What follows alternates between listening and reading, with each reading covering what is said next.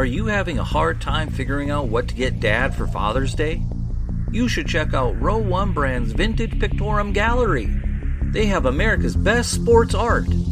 With over 7,200 historic sports prints, you're assured to find something unique for Dad this Father's Day. Instead of a boring old tie, get him a historic baseball photo taken by Henry High Sandham at the historic Polo Grounds Stadium in New York City during the 1894 Temple Cup. Or, if he's an NFL buff, check out the 1963 vintage NFL poster. These are so good looking that you'll be amazed how they turn out. Shop now at sportshistorynetwork.com/row1 and save 15% off your order. I believe the group Three Dog Night in the early 70s said 1 is the loneliest number. Well, not if you're an NFL player, because there are plenty of stars that wore jersey number 1, and Larry Schmitt of the Big Blue Interactive and Gridiron Uniform database is here to share who the greatest players that wore number 1 are. This is the Pigskin Daily History Dispatch, a podcast that covers the anniversaries of American football events throughout history on a day-to-day basis. Your host, Darren Hayes, is podcasting from America's North Shore to bring you the memories of the gridiron, one day at a time. So as we come out of the tunnel of the Sports History Network, let's take the field and go no huddle through the portal of positive gridiron history with pigskindispatch.com. This podcast is part of the Sports History Network, your headquarters for the yesteryear of your favorite sport. You can learn more at sportshistorynetwork.com. Now, as we promised, we want to talk about the jersey number 1s and the substantial players that wore this jersey number in the NFL. And with us, we're going to have a special guest, and that's Larry Schmitt. And Larry is a New York City pro football historian who specializes in the New York Football Giants, a research partner for the Gridiron Uniform database, and a frequent contributor to the Big Blue Interactive site. And when we have a topic for pro football in the Big Apple, we at the Pigskin Dispatch go to Larry, who I refer to as the guru of the New York City Gridiron.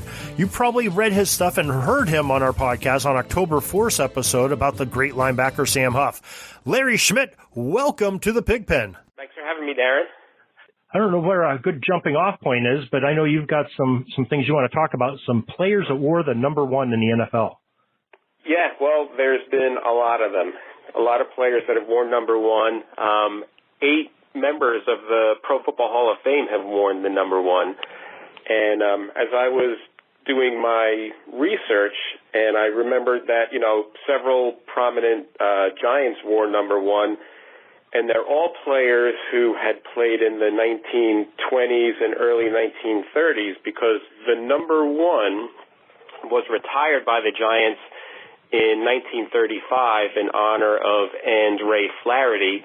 And that is the first instance in North American professional sports where a number was retired in a player's honor. Wow. And we're starting it off right then, huh? Yeah. Yep. So they retired that number for Flaherty in 35, but the Giants had a tradition where when they started playing in 1925, their featured player or their marquee player that they wanted to draw fans' attention to were given the number 1. So in the Giants' first season in 1925, it was halfback Hinkie Haynes who wore number 1 that season. Then in 1926, Haynes switched his number to 2, and they gave number 1 to fullback and their best passer, Jack McBride. And McBride wore number 1 for the next 3 seasons for the Giants from 26 to 1928. And then McBride left the Giants. He went to Providence, and the Giants had purchased the entire Detroit Wolverine franchise so they could get Benny Friedman to be their quarterback. So obviously, when you buy a whole team to get one player, you're going to put number 1 on the back of his jersey. I guess so. Yeah, and Benny Friedman in 1929 set the NFL record at that time for 20 touchdown passes, which stood for, I can't remember the exact number of years. I know that 20 touchdown passes was the record until the 1940s. He had that for almost 20 years. Wow. And then Friedman went to the Brooklyn Dodgers, And then Ray Flaherty, who had been on the Giants in 29, but he wore number 44, and then he was on the Giants again in 31. He wore number 6. But Ray Flaherty got the number 1 in 1932, and he wore it until 1935, because he was the team captain, and he was also head coach Steve Owens' first, assistant coach. He was a player coach. So he wore the number 1, and then when he retired as a player, the Giants retired his number 1. What they did in 1946, they unretired number 1 for 2 years. They gave it to Frank Cope, who was a tackle, and he had been on the Giants for over 10 years, and he was a captain, and he had worn number 36 for most of his career, but his last 2 years, they allowed him to wear number 1, and then when he retired in 1947, no Giant has worn the number 1 since. That seems so foreign to us today to hear of a tackle, either on the offensive side or the defensive side, wearing a single digit. But I believe it was sometime in the 50s, late 50s, when the NFL changed their rules so that the 50 through 79 numbers were for interior linemen on the offense, just so you knew who the eligible pass receivers were. It was sometime in the 50s. I forget the exact date. But there was no numbering system. And when you go back and you look through game programs and newspapers where they have lineups and rosters, it was very unusual for players to even wear numbers above the 30s. Most players wore numbers in the teens, 20s, and low to mid-30s. Not every team allowed players to wear single-digit numbers, and it was really rare to see anyone wear a number in the 40s or the 50s until that was probably the 1940s, because the All-America Conference, they're trying to be diverse and be different from the NFL. They had players wearing all kinds of numbers. And then, obviously the merger with the All-America Conference in 1950, the NFL league was bigger rosters, and they realized they needed to get a little bit of organization. Who's probably a big fan of the single digits, especially number 1, was probably the seamstress that had to sew the numbers on back then, That's right. A lot less work. Right. A lot easier that than a 44, Well, that is some great stuff on back in the old days. I'd like to change this just a little bit, and let's talk about some of the big hitters. And we have one Giant, not a New York Giant, but one Giant of the football game that wore the number that's a Hall of Famer, and that's Warren Moon. That's right. Warren Moon was a big-time passer. He had a lot of renown coming out of college. He had a very successful career. But when he was eligible for the NFL draft, there weren't a lot of believers. Unfortunately, at that time, which wasn't that long ago, there was still somewhat of a stigma. Was an African-American player capable of being a National Football League quarterback? So Moon went to Canada, and he played with the Edmonton Eskimos of the CFL for 5 years, and wouldn't you know, he won the CFL title, the Grey Cup, 5 consecutive years, and then he went to the Houston Oilers in 1984 and became obviously a very, very successful quarterback because they featured an entire offense built around his talents and his skills. And in 1986, the Houston Oilers became the very first run-and-shoot football team where they had empty backfield, 4 and 5 wide receivers, throw the ball, regardless of down and distance and field position and game situation, just throw it. And he, at the time in the 1980s and the early 90s, throwing for 4,000 yards in a season was a big deal. Not many people that weren't named Dan Marino did it. And 400-yard games. He had a 500-yard game in 1990. So he was very, very not just capable, but prolific. Yes, he was. I can remember watching those Houston Oilers run and shoot teams. And the offensive coordinator, I believe his name escapes, was it Mouse Davis? Is that who the offensive coordinator was down in Houston? Yep, he was one. He had Kevin Gilbride was on that staff too. Yes, that's right. Loved to throw the ball, and those receivers had the sight reads, or they would change their route. according to how they were being covered by the defensive backs. So they're actually changing the play in real time. They're running down the field. Do I stop? Do I in-cut, out-cut? Do I keep running? And, and Warren Moon had to read the defense. He had to read what his receivers were doing, and everyone had to be on the same page. So Warren Moon disproved a lot of prejudices with his play. He sure did. I mean, he was 17 seasons, I believe, in the NFL after his stint in the CFL. He played over 20 years if you include the CFL with the NFL. Right. And, he was not only with the Oilers, he played a little bit with the Chiefs, Vikings, I can remember. Yep. Had a cup of coffee, I think, with the Seahawks. Right. He did. So, very, very big player there. Now, in our conversation prior to recording this, we had a great tie-in, or you had a great tie-in to Warren Moon. It takes us all the way back in history. We're jumping all over the map here, but I sort of wanted to get this tie-in to Warren Moon in the African-American quarterback. Yep, Fritz Pollard, the 1920 Akron Pros. He was an African-American player, and he was a tailback. There weren't really quarterbacks because they played the single wing, but he was the primary passer, and he was the play caller. And Fritz Pollard was an extremely talented player, not just as a passer, but he could run, and he played defense. And the first championship in the American Professional Football Association was the Akron Pros, with Fritz Pollard being their number one player. And, being the 1920s, he encountered much adversity, from opposing players, and whenever they played on the road, opposing fans, and he endured a lot, but he was a trailblazer, who ended up being enshrined in the Pro Football Hall of Fame much later through the Veterans Committee. But he, like Warren Moon, they both wore the number one, and I think they both did that number a lot of justice. They wore it very proudly. And absolutely. They earned the right to wear number one, no question. Yeah, they were definitely the number one players on their teams.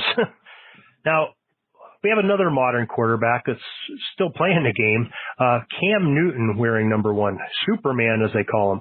The man is 6'5", 245 when he came in. And something when I was doing the research that I had sort of forgotten about is that Cam Newton, we all know about him playing at Auburn, but he initially played at Florida for a couple of years, 2007, 2008, but he was sitting behind Tim Tebow, so that's sort of why he transferred. He transferred to a junior college, I believe it was Blinn College, for a year, and then he played his final season of eligibility at Auburn.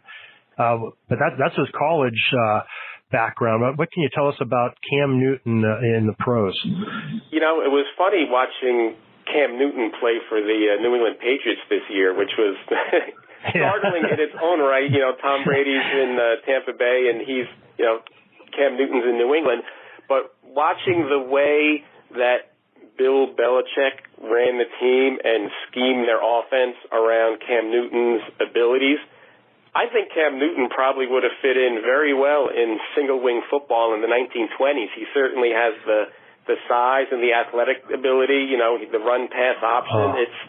Definitely. You put him in an unbalanced line, you get an extra guard, and they pull, and they all, student body going to the right with Cam Newton. He was big enough to truck a linebacker on his own.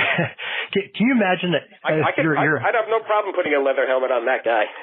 Right. Can you imagine in this day and age, if you're a cornerback, and let's say, the average cornerback is what, maybe 205, 210 maybe, and Cam Newton gets around the corner, gets into the second level, and you got this guy, 6'5", 245 barreling down on you, and you got to stop him. Yeah. You have defensive backs that are giving away 30 pounds to him. Yeah. You got to go low. You're not going to tackle him up high. Right, that's for sure. And prints on your jersey. And he is elusive too. He was an All-Pro in 2015. So far, he's been in 3 Pro Bowls and played in a Super Bowl. But his national championship game, I still remember that. They played the Oregon Ducks in the 2010 championship game, 22-19, and he was definitely the star of the show in that game too. Yep. Great player. All right. Who else you got that wore the number one jersey? Well, we have the man whose statue you see right as you walk in the front doors of the Pro Football Hall of Fame, Jim Thorpe. He played for a lot of teams, and a lot of years pre-NFL, and what we now call the Ohio League with Canton. And he moved around the NFL, and he was with the Giants for a couple of games in 1925. But he wore number 21 then. But he did wear number 1 when he was on Rock Island, and he was definitely the biggest name in pro football, for the first 5 years before Red Grange joined the league in 1925. But Jim Thorpe was the most visible name, and he's probably the marquee player for the NFL's first 4 or 5 years, and won a couple of titles with Canton. Yes, he did. And Rock Island Independence wearing number 1. And something that was kind of interesting about Thorpe that I guess you don't really think about, but when the NFL started in 1920, he was 33 years old when he started his career and played till he was 41. You think about, Tom Brady and Drew Brees playing, into their 40s, and Warren Moon playing in his 40s. That's a quarterback position. You've seen some kickers do it. Thorpe was, he was taking a beating carrying the ball, especially back in that day and age. Yeah. To be 41 years old. Pollard, they played both ways. They had to play defense too. Yeah, if you're the quarterback, you throw an interception. You're not walking to the sideline, getting on the phone, talking to the coach upstairs, telling you what went wrong. You're just getting in the defensive huddle. You're not allowed to walk off the field. Oh, jeez. Then, all his success in other sports, too, especially the Olympic sports, taking the gold medals, and we won't even talk about that tragedy of him losing the medals there for a while, but. But he was the guy. He was the biggest name. He definitely deserved to wear number 1. Yeah, I agree. How about how are some other Hall of Famers that you have that wore the number 1 that you'd like to talk about? Patty Driscoll. Oh, yes. Played for the Chicago Cardinals and the Chicago Bears. So he played with both Chicago teams through the 1920s, and he was another tailback, but he was the primary passer and the play caller. Today he would be considered a quarterback, but in single wing football, you were usually the left halfback. And he was also an excellent drop kicker. He holds the record. He made 4 successful drop kicks in one game. And like Jim Thorpe, because Jim Thorpe was considered, the great drop kicker of the 1910s and the 1920s. But Patty Driscoll also successfully made a 50-yard drop kick, which I believe is what's recognized as the recorded record. But, the record keeping for the 1920s was spotty at best. You typically go through game summaries, to find out what's recorded. So Driscoll has what's recognized as the longest successful drop kick. Yeah, and I believe that took place in the 1924 season. We had every day on the Pigskin Dispatch podcast and on the website, we talk about the Hall of Famers on their birthdays. And we just covered him a few weeks ago, and January 11th was his birthday for Patty Driscoll. The other thing that we have, we're members of the Sports History Network here, so we have a network of podcasters that get together on the sportshistorynetwork.com. And one of our fellow podcasters is Joe Zimba, and he is everything Chicago Cardinals, everything Chicago football, just like you are with New York. But Chicago Cardinals, really, he is an expert on. He has a book on them, when football was football. That's also the name of his podcast. So he has quite a bit of information on Patty Driscoll. Driscoll, how he became a Chicago Bear is kind of interesting. In 1926, after playing with the Cardinals for many years, his rights were sold to the Chicago Bears to prevent him from going into the rival original AFL professional league. They were offering him a bunch of money, and Hallis really didn't want to see him go out there, so he made a deal with, I believe, Mr. Bidwell at the time, and got Patty to come over to be a Bear. Yeah, that league had the Bulls in Chicago, and if I remember correctly, it was who was the assistant coach with the Bears? Because I believe he jumped to the Bulls for a year. I know who you're talking about, and I think you're definitely right. I think it was the Chicago Bulls were the ones that were going to take Patty. So he had a 3-team, Chicago teams after him, Joey Sterneman jumped to the Bulls. I was thinking Dutch Sterneman was his brother, but Joey Sterneman played for the Chicago Bulls for that one season. That's fascinating. Different era of football. That's especially when you have 3 teams in Chicago. You know, that's crazy. A lot of player movement. All right. Who else do we have Hall of Famers that wore the number 1? We have the founder of the Packers franchise, Curly Lambeau, wore the number 1. Ah. And, you know, he's generally recognized, you know, as the Packers founder and as a great coach, but he did play for a number of years, and he was proficient in passing the ball, and he's considered one of the early practitioners of passing the ball and scheming and strategizing to throw and not just, you know, run, punt on 4th down or sometimes punt on 3rd down back in the 1920s. You know, long before Vince Lombardi won 5 championships with Green Bay, but Curly Lambeau coached them to 6. Curly Lambeau is, definitely Hall of Fame material, part of the original inaugural class of the Pro Football Hall of Fame, probably more so for his coaching, but yeah, he was a great player too back in the era. Yeah, and he founded the Packers in 1919, you know, pre-APFA. They joined in 1921, but the Packers were existing and playing as an independent team for 2 seasons. And then he was a player coach in the beginning of his career, and then in 1929, he won his first title with Green Bay, and they were the first franchise to three-peat. They won in 29, 30, and 31. I guess you do things like that. They name a field after you, right? Yeah. Yep, and they let you know where the number 1. That's right. That's right. All right. How about any other Hall of Famers we have that wore the jersey number 1? Another player who is probably better known as a coach, Jimmy Konzelman. Was a player. He wore the number 1. And, you know, in keeping with the Chicago theme in the Cardinals, he coached the Cardinals to the title in 1925. Yeah. Oh, no, I take that back. I apologize. He wasn't. He won the title in 1928 with Providence. Right, yeah, that's Providence Steamroller. Providence is the final franchise that's no longer with us to win the title. And he won it with the Cardinals in 1947, which is the last time the Cardinals franchise has won a title. And then he won the East again in 48, but they lost to the Eagles. You know, they have that the championship team of the Steamroller have one of my favorite names, especially in college football, but George Wildcat Wilson. He didn't wear number 1, but I just love saying the name George Wildcat Wilson. So I say anytime I get the chance. So just threw that in there. That's right. Yeah. Konzelman was part, not only that championship season, but the next year, 1929, I believe, they had the very first night game in the NFL. I don't know if you've ever heard that story. But, Cyclodrome. Yeah, at the Cyclodrome. And it was against the Cardinals, Chicago Cardinals. So yeah.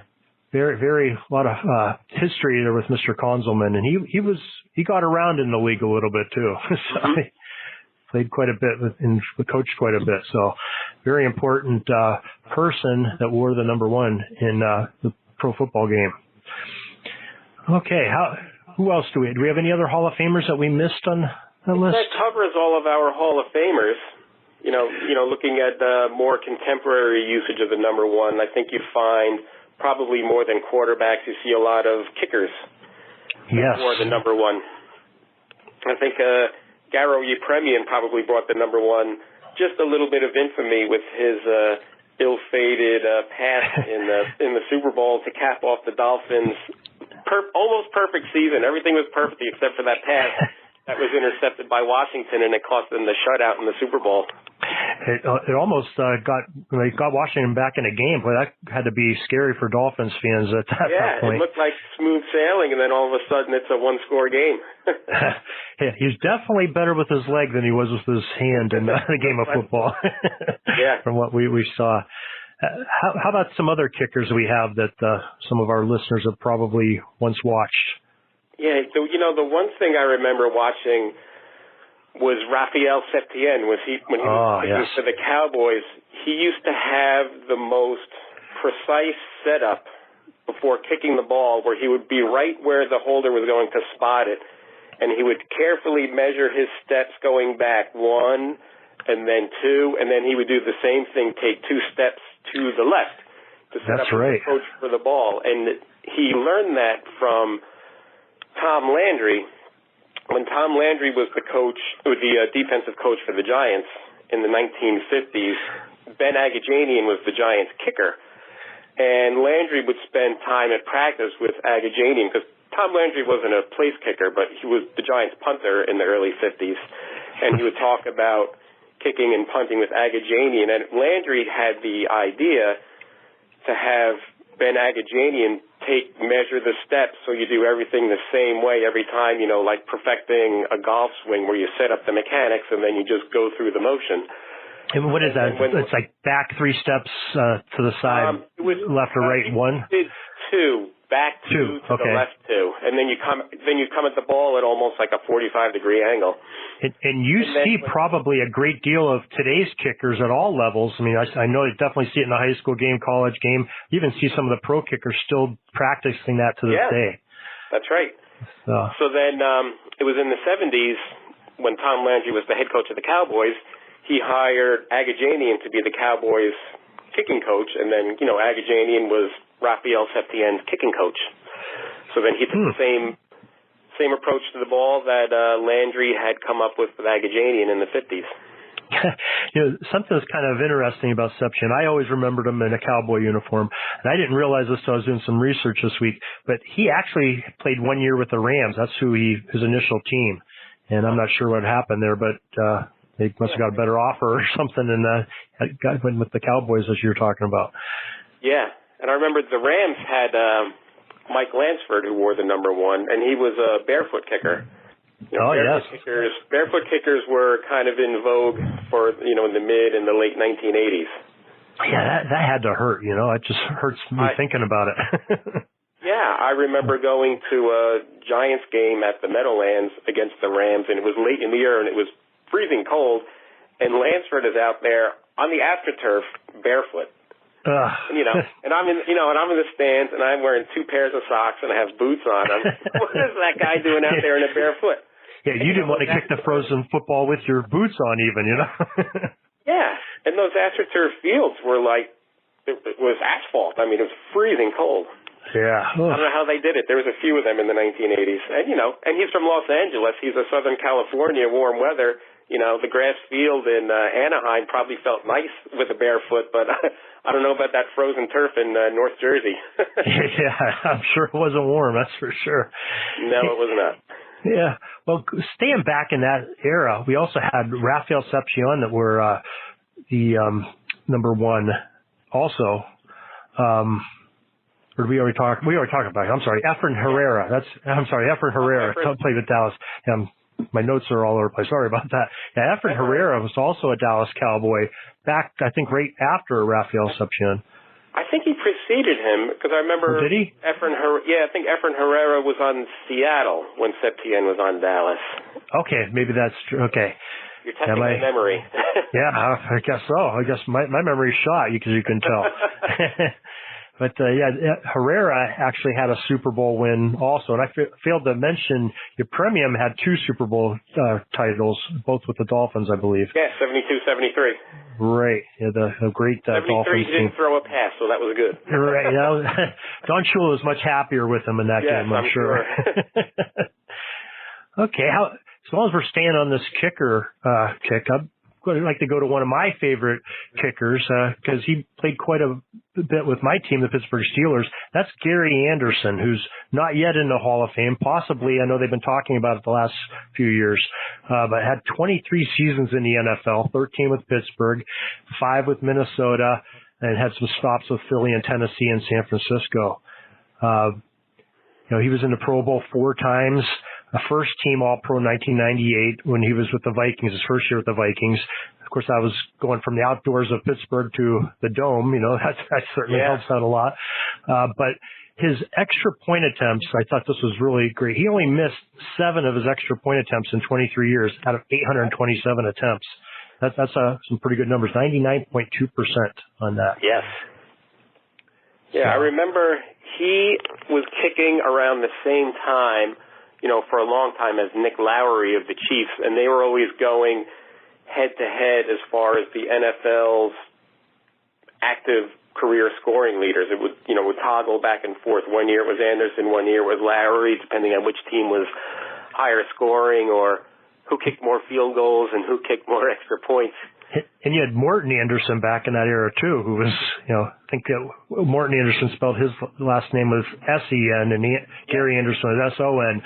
But they went back and forth too, I know, on who was the most accurate kicker. You remember, and they had those stats going on, I always had an affinity for Morton Anderson because he was a left-footed kicker. Yeah, kicking from the wrong side. I always root for lefty kickers and lefty quarterbacks. It's interesting. I was a high school football official for 27 seasons. And probably about 15 of those seasons I was a referee. So the referee, when teams are setting up to go kick a field goal or an extra point, you have to go to one side or the other. So you're sort of facing the holder. And I could remember, it was really easy with right-footed kickers, but 90% of the kickers are at the high school level or they're right-footed. So I'd always line up, where I'm supposed to be. This one game, the coach even told me beforehand his kicker was left-footed, and I don't know, I sort of forgot about it. The kids are ready to kick the ball, and I look, I'm like, oh my gosh, I'm looking at this holder's back, I can't even see the ball when it comes under. But just one of those little things. Nuisance of football games, for the holder if he was lined up on the wrong side for a lefty kicker. Yeah, he'd probably get kicked in the chops, Sure would. All right. How about some other players who wore the number 1 that you'd like to talk about? I've got another kicker in mind, if you don't mind. Sure. One a little bit more contemporary. Jason Elam. 17 seasons in the NFL, 15 of those with the Denver Broncos, a couple with the Falcons. Yeah. He was another kicking in that high altitude in Denver. He set the record for the 64-yarder. I believe he did. Yes. Which has since been tied, but that record of 63 had lasted for a while. And another stat when I was looking at him, we talked about Anderson missing 7 extra points. Elam only missed 4 extra points in his 17 seasons out of 679 attempts. Only missed 4 for 99.4% on the extra point. Now, of course, everything was a little bit closer back for most of his career, not like it is today where they're kicking just a little bit further on the extra points. Yep. But still, that's records just keep getting longer and longer, and the success percentage keeps going higher and higher. Like back in when players were drop kicking and they were just learning to place kick when it was straight ahead place kicking. If you made 50% of your kicks, you're considered pretty good. Now the success ratio is if you're under 90. Yeah, right. You're not cutting it, and you're expected. Like, how often do you see players like on a given Sunday attempt and successfully make 50-yard field goals? Even in the 1990s, you weren't. You weren't expected to make 50% of your kicks from over 50. Right. Yeah, it's then you have disappointments where you have somebody, like Mr. Tucker of Baltimore, makes everything, gets in that big game and misses a couple crucial ones, and if you feel for the guy, just like Gary Anderson we just talked about a little bit ago with his had that great season where I think he made all of his field goals and all of his extra points that season. Yep. Got in the NFC Championship game and missed that crucial one. Oh, you had to feel for the guy there, Yeah, you don't want to go into the playoffs with you want to miss one in the regular season just to get that out of the way. I had something I wanted to add and I forgot about when we were talking about Jimmy Conzelman. We were talking about that night game. I found this hilarious. Okay, when after they Steamroller found the success of having that night game because they had like 6,000 people show up, and before that their gates were just horrible. So they 1930 the floodlights were permanently put in at the Cyclodrome, but the players received a pay reduction for the night games so that the team could pay for the cost of the floodlight installation. Usually when you work at night you get hazard pay, you get a little bump, and they ended up taking a cut. Can you imagine? That was before the NFL had a union. Right, but can you imagine that going to 20-some guys that are, used to beating up on people, and you're going, hey, guys, we have a night game tonight, so I need to take a couple bucks out of your paycheck, Yeah. Yeah, I know that in 1930, probably, piggybacking off that idea that they had in Providence in 28, in 1930, the NFL experimented, I think, in most of the cities to have night games. I know the Giants hosted 2 at the Polo Grounds where they rented floodlights and they brought them into the stadium because they didn't have permanent lights at the Polo Grounds until 1940.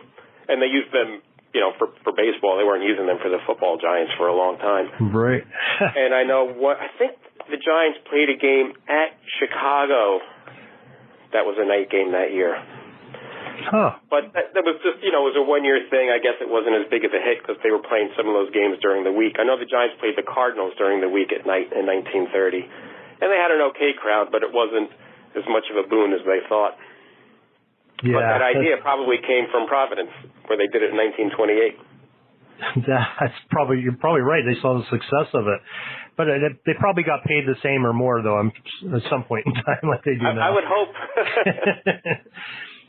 Now, one player that fairly significant that wore the number 1, he only wore it for 2 seasons, was Jeff George when his 3 seasons with the Atlanta Falcons.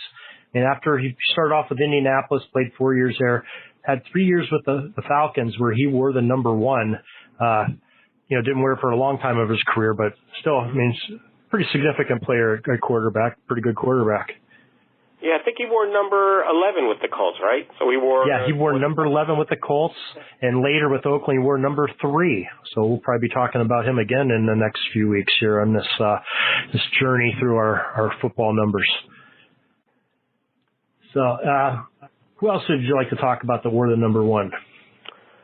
I'm trying to think of another kicker or punter who had worn it. We haven't talked about punters much. No, we had Tony Franklin wore it for quite a few seasons. Oh, that's right. Another barefoot kicker. Right, yeah, so he wore it. Matt Turk, I have wearing it for a lot of seasons, almost 16 seasons, I believe he played.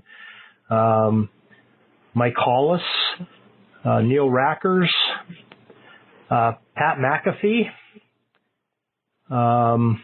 Those are some of the ones. Mike Nugent is another one the kicker that wore the number 1 for about 12 seasons. And there's so many players that have wore that number. I have Lawrence Tynes wearing the number 1. Somebody you're probably familiar with a little bit. Yeah, that must have been when he was on Kansas City. Or actually, after the Giants, he was on Tampa Bay. Hell, I can tell you that in just a second here. Kansas City, his first 3 seasons in the league, he wore the number 1. Yeah. That's where they got that from before he was a Giant. That quick trivia question, what number did he wear with the Giants? I'm cheating because I have the answer in front of me. But lay it on me. He wore number 9. He did? Oh, wow. Yeah. You are all over it. Well, of course I know, because he is the only player in NFL history to convert 2 field goals in overtime. And he did them both in NFC Championship games. So his foot sent the Giants to the Super Bowl twice. Well, that's one good way to remember him. 2011, yeah. Well, he did it wearing the number 9 with the Giants. Right, you are correct. All over it. Number 1 had been retired for Ray Flaherty back in 1935. Aha. Okay. All right. Do you have anybody else that you want to talk about with number 1? Gone through most of the significant ones that I had on my list. That's all I can think of off the top of my head. We've got another one on me. Well, we've got one player that hasn't played for very long, but could be substantial. Kyler Murray, quarterback of the Arizona Cardinals. Very good player. He looked pretty good throwing that Hail Mary against the Buffalo Bills. Oh my goodness, that was something. That Yeah, that sure little was. guy. I mean, he runs around. He's probably a little bit like Fritz Pollard was back in the day, moving, making plays with the feet, running the ball, and, with very little time on the clock, he can uncork one to the end zone and steal a win. Yeah, that's for sure. Now, another young player currently in the NFL, and I'm going to probably say his name wrong, but Tua Tagovailoa. I know I butchered it. I'm sorry, but I'm glad you said it and not me. I don't know if my we'll just go with them with Tua from here on in. But wearing number 1 with the Dolphins this past season, another great player. I had Don Mikowski wearing it for, I believe, 2 seasons. It wasn't with the Packers. He must have been with somebody else. He was number 7 with the Packers. Yeah, he played 2 years with Detroit right at the end of his career in 1995 and 96. Wore the number 1 with the Detroit Lions. His first year with Green Bay, he wore number 5 according to the Pro Football Reference, which I have up in front of me. Really? Then he changed to number 7 in his second year with the Packers. He wore it for that was when he was the Magic Man, and when he was making, running around and making some last-second plays to win games. I think he got hurt, and that's when Favre came in after they traded for Favre. I believe that's something along those lines. Yeah. There were still people that were, clamoring for Mikowski to come back in after Favre started. You look back at that now, and you're like, going, why? Everybody loves the backup quarterback. That's for sure. He's always the most popular player on the team. That is for sure. Okay, I have Randall Cunningham wore for the number 1 for a season too. On the Vikings, yes, that's right. Yes, he wore number 12 when he was with the Eagles. Right, and he was number 12. Randy Moss's rookie year when Randy Moss came on the scene. That was. Well, no, you know what? No, actually, it wasn't with Minnesota. He wore number 7 for 3 years with Minnesota. Went to Dallas, wore number 7 again there, and then his last season, 2001, he wore number 1 with the Baltimore Ravens. So that's a very significant player. Didn't have significant games with the number 1 on, I'm sure, but still somebody worth talking about. I had another kicker, David Trout, wore the number 1 for, I believe, a season in 1981. Also, Michael Vick in 2014 were number 1. I think that might have been with the Steelers, if I'm not mistaken, but let me make sure about that one. Nope, I'm sorry, with the New York Jets, he wore number 1. He was number 2 with the Steelers in his final year, 2015. Gosh, I forgot he was even on the Jets. Yeah, I did too. Trying to go through, I have John Carney wearing the number 1 for a season. That was probably near the end of his career with another team too. He wore it for 1 year in Jacksonville, a partial year in Jacksonville. Left Jacksonville and went to Kansas City in the middle of the year. Went to Kansas City, he wore number 5. But with the Jags, 2007, number 1. Yeah, he wore number 5 his short time with the Giants. They had him late in his career. Yes, he did. It looks like 1 season there with the Giants. 2008. After Kansas City. Yeah. Yeah, because Lawrence Tynes was hurt. He spent most of the year on IR. That's right. And then John Carney went to the Pro Bowl that year. I think yes, he did. Some lesser-known kickers. Matt Bryant wore it for a year in 2004, wore number 1. Pretty much there's a lot of other players that are lesser known. I mean, we hate to forget them, but we would be here for, a couple days here talking about everybody that wore number 1. But I think we covered, if I'm not mistaken, all of the major players that were number 1 in football history. We've exhausted my memory banks. Yeah. I think going down the list here. A lot more. If we go through the old game programs, we'll find a bunch of them. I'm sure. Yeah. Well, hey, we know. I mean, I appreciate you talking about the number 1 jerseys here, but you have some activities go with, like we talked earlier. You are with the Big Blue Interactive. You're a major contributor with them, major contributor with the Gridiron Uniform Database. Do you have anything that you have going on with either of those great websites that you have something cooking that our listeners could tune into to see some of your work?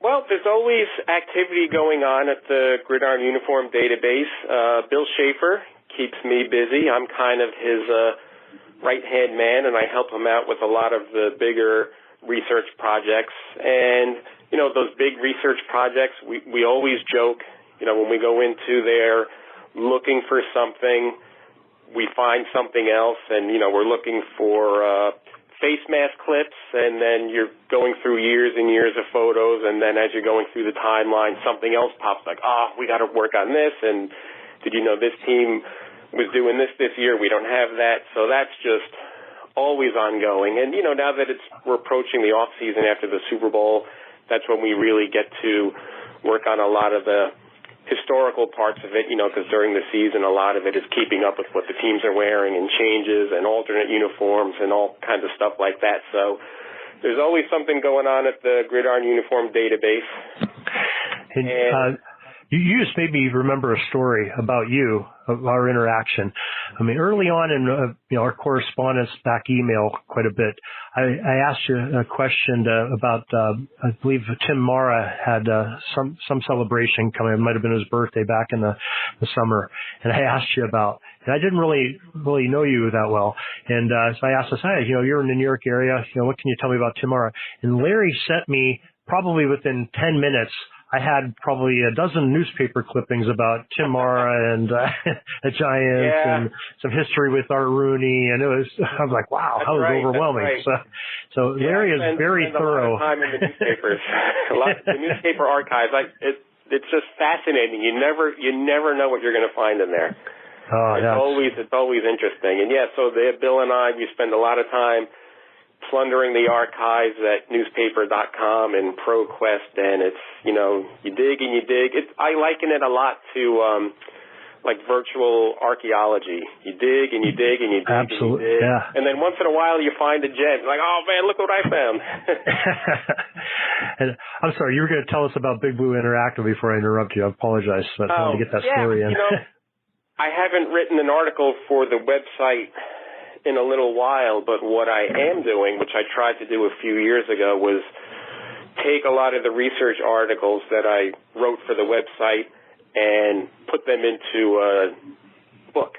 So a couple of years ago, I shopped my book idea around, and I did get some interest, but it never quite worked out. So I actually, last weekend, started my attempt at rewriting the whole thing, and my idea and my hope is to, in a couple of years, have a book that covers the pro football, with a focus on the Giants from, 1925 up to 1958, the greatest football game ever played. And I really, I love the early history of football, everything from 1920 up until the 50s when it exploded in TV and it eclipsed baseball as America's number one spectator sport. But I just find all the history, the players, the coaches, the evolution of the game from the 20s, the 30s, through the Depression and then World War II and the All-America Conference. Like, I love it. And, that's half the reason I love doing what I do in the newspaper archives. It's not just